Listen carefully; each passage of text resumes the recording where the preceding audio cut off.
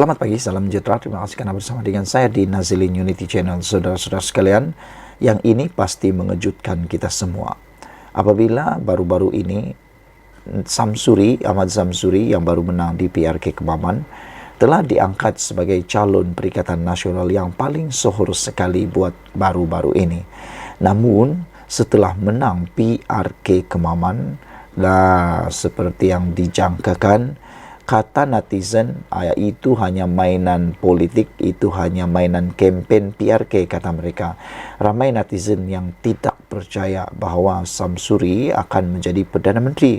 Mereka kata itu hanya pancingan undi. Akhirnya apa yang berlaku?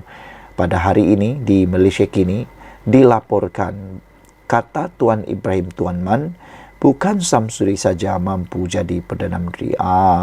Kan? Dah mula ada calon-calon yang lain yang boleh menjadi Perdana Menteri selepas Samsuri menang di PRK Kemaman. Kenyataan dibuat Muhyiddin Yassin bahawa Ahmad Samsuri sebagai calon Perdana Menteri Perikatan Nasional hanyalah sekadar cara pembangkang mahu melihat sokongan pengundi semasa PRK di Kemaman. Timbalan Presiden PAS Tuan Ibrahim Tuan Man berkata sebenarnya ada ramai tokoh PN yang berkemampuan diketengahkan untuk menjadi Perdana Menteri. Perkara itu, iaitu Ahmad Samsuri sebagai calon Perdana Menteri, disebut Muhyiddin dalam kempen. Itu hasrat dia untuk melihat sokongan Perikatan Nasional kepada Perikatan Nasional, katanya. Soal siapa jadi Perdana Menteri, ramai dalam parti yang ada kemampuan. Cuma peluang tidak pernah diberikan, kata beliau lagi. Ada juga netizen kata, adakah dengan komen ini, Tuan Ibrahim Tuan Man juga mempunyai hati untuk menjadi Perdana Menteri, kata mereka.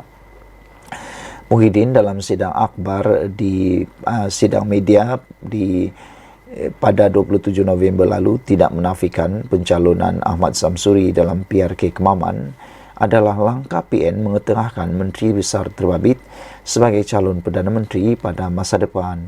Kata Presiden Bersatu itu, ia adalah langkah strategik gabungan Terbabit sekaligus memberi gambaran Perikatan Nasional mempunyai ramai calon dan tokoh untuk diketengahkan. Kata Tuan Ibrahim lagi, PAS memiliki ramai gelukan profesional dan mempunyai kepakaran tertentu yang boleh diketengahkan sebagai pemimpin negara, kata beliau. Siapa kenal Sanusi, Muhammad Sanusi Nur sebelum ini? Siapa kenal Samsuri sebelum ini, katanya. Tidak ramai yang kenal sebab mereka tidak diberi peluang. PAS ada ramai lagi pemimpin yang hebat, kata beliau. Sementara itu, ketika ditanya mengenai pembentangan Belanjawan Pahang 2024 oleh Menteri Besar Wan Rosdi Wan Ismail semalam yang tidak menyebut secara spesifik berkaitan peruntukan untuk adun pembangkang, Tuan Ibrahim mengakui Perikatan Nasional kecewa dengan tindakan tersebut. Katanya, adun Perikatan Nasional, isu tersebut sudah dijelaskan kepada kerajaan negeri berkali-kali dan difahami Wan Rosdi bahawa ia bukan untuk ahli politik, sebaliknya untuk rakyat di kawasan masing-masing. Jadi, mungkin maksud Wan Rosdi ialah peruntukan ahli parlimen ataupun peruntukan adun untuk Perikatan Nasional tidak disalurkan kepada adun tersebut, tetapi disalurkan terus kepada rakyat. Mungkin itu yang dimaksudkan oleh Wan Rosdi.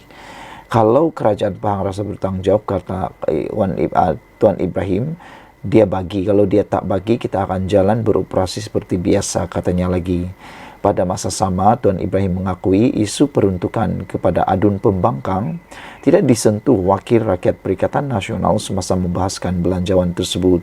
Adun kita pun dalam perbahasan langsung tak sentuh dah pasal peruntukan, mungkin sebab dah fed up menyampah agaknya, kata beliau. Untuk rekod, Pemangku Raja Pahang Tengku Hasnal Ibrahim Alam Shah Al-Sultan Abdullah pada Mei lalu bercerita agar kerajaan negeri memberikan peruntukan adil kepada adun pembangkang di negeri itu. Baginda bercerita lanskap politik negara perlu berubah berbanding masa lalu. 66 tahun ini sepatutnya sudah matang dan yang menjadi kerajaan raikan pembangkang kerana mereka juga dipilih oleh rakyat, katanya lagi. Saudara-saudara sekalian, itulah isu yang paling panas pada kali ini, dan beberapa komen daripada netizen di ruangan Malaysia kini mengatakan mungkin dia pun beriaya jadi Perdana Menteri, jadi bukan Dr. Shem saja, kata orang comel. Itulah ada yang mengatakan mungkin Tuan Ibrahim Tuan Man juga beriaya jadi Perdana Menteri, nak juga rasakan macam mana jadi Perdana Menteri, kata beliau.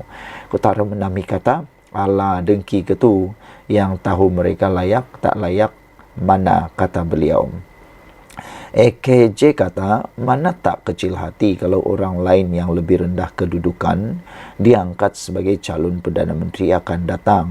Habis lebay ini nak letak mana, kata EKJ. Dari segi kebolehan, dia dah tunjuk apa dia boleh buat. Buat masa pegang jawatan menteri dulu. Kan ke masalah air di Kelantan dah selesai. Tak nampak kebolehan dia lagi ke? Muhyiddin ni, aduh, betul-betul lah, kata EKJ lagi.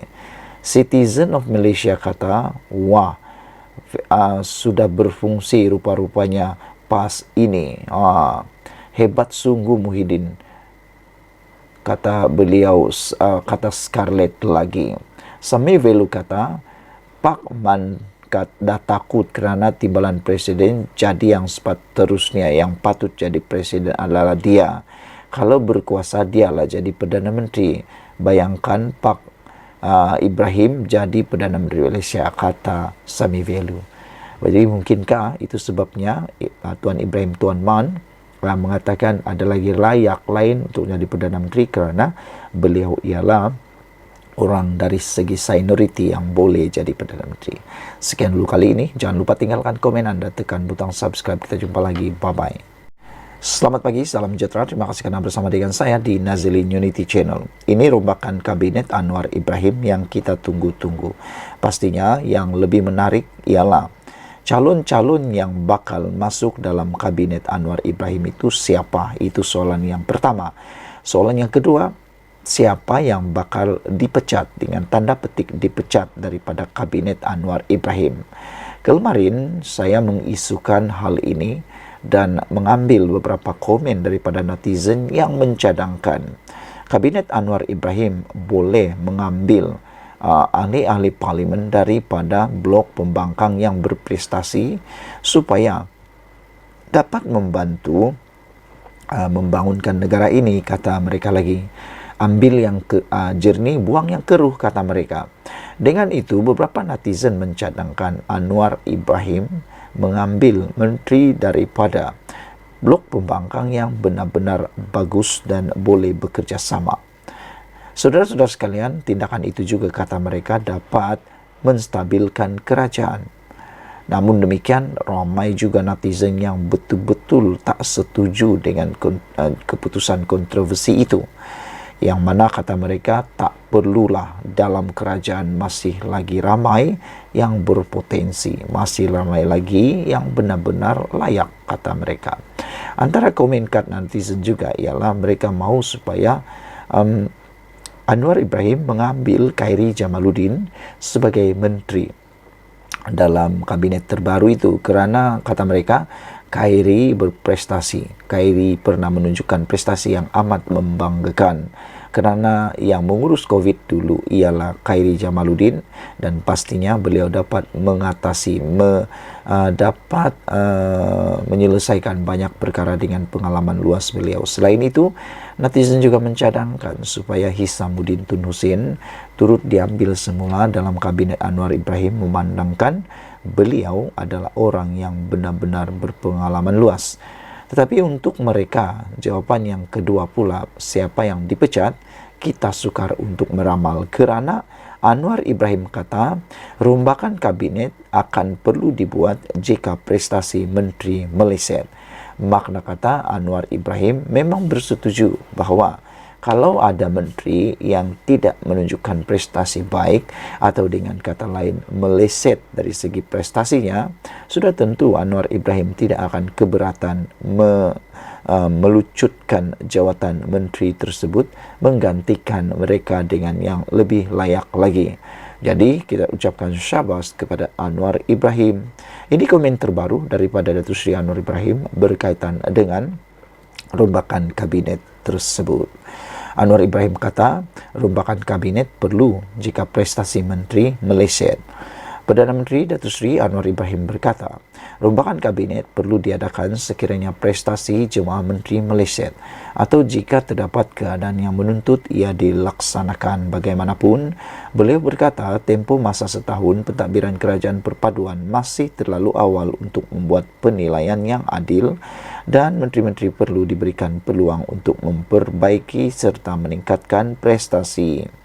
Beliau berkata kerajaan pada hari ini terbentuk daripada gabungan parti, maka setiap keputusan perlu dirunding dengan penyertaan harus setimpal dan mengambil kira kekuatan parti masing-masing. Lihatlah kehebatan Anwar Ibrahim ini.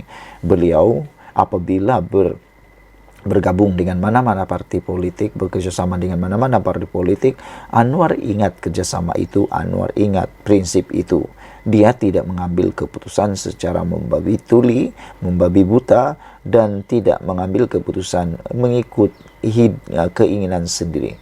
Beliau masih mengatakan perlu mengikut perundingan. Inilah yang bagus.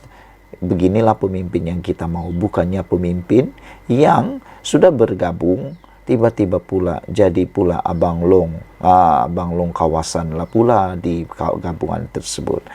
Kata Anwar Ibrahim, saya fikir tidak lama lagi, tetapi saya fikir setelah 1 tahun, kita buat penilaian yang adil.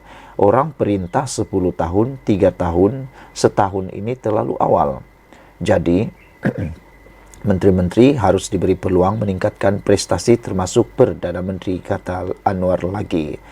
Kemudian, kalau ada sedikit penyesuaian berdasarkan pengalaman kita setahun, kita akan lakukan termasuk menambah sekiranya perlu. Kata Anwar pada program wawancara khas setahun bersama Kerajaan Madani, TV Krama, Perdana Menteri terbitan TV3 yang disiarkan secara langsung malam tadi. Perdana Menteri pada masa sama menasihatkan jemaah menteri untuk tidak berasa selesa dengan prestasi yang telah dicapai Kerajaan Perpaduan sepanjang setahun mentadbir negara. Anwar berkata keselesaan kepada rakyat menjadi ukuran sebenar kepada pencapaian kerajaan yang harus sentiasa memberikan khidmat terbaik. Kadang-kadang apabila menjadi pemimpin, semuanya dirasakan terbaik. Sistem pendidikan semuanya nombor 1, kesihatan terbaik. Kita dengar dulu, tetapi bila lihat kenyataan, tandas pun tak dapat dibaiki, sekolah pun banyak yang robek, kata Anwar Ibrahim. Jangan kita termakan dengan penyakit keselesaan. Kalau tanya saya, kita buat sedaya upaya, tetapi jangan anggap ini sudah terlalu baik. Ada lagi keupayaan kita untuk membersihkan dan meningkatkan mutu dan etika kerja. Kerana akhirnya bukan angka pertumbuhan yang disebutkan, katanya. Sementara itu, Anwar berkata kerajaan perlu memberikan tumpuan kepada aspek tata kelola bagi memastikan pentadbiran yang bersih daripada gejala rasuah dan salah guna kuasa. Beliau berkata aspek tata kelola tidak boleh diremehkan dan mana-mana negara yang mempunyai keupayaan tinggi sekalipun tidak mungkin mencapai tahap membanggakan sekiranya isu tata kelola tidak diselesaikan. Sebab itu, kata Ibrahim, semua pemimpin dipantau dan badan-badan seperti SPRM, Suruhanjaya Pencegahan Rasuah Malaysia, harus memberikan laporan apakah dan ada gejala penyalahgunaan kuasa, kerja sakau menyakau, apakah pendapatan kekayaan Perdana Menteri dan menteri-menteri itu nampak menonjol tinggi, kata Anwar Ibrahim.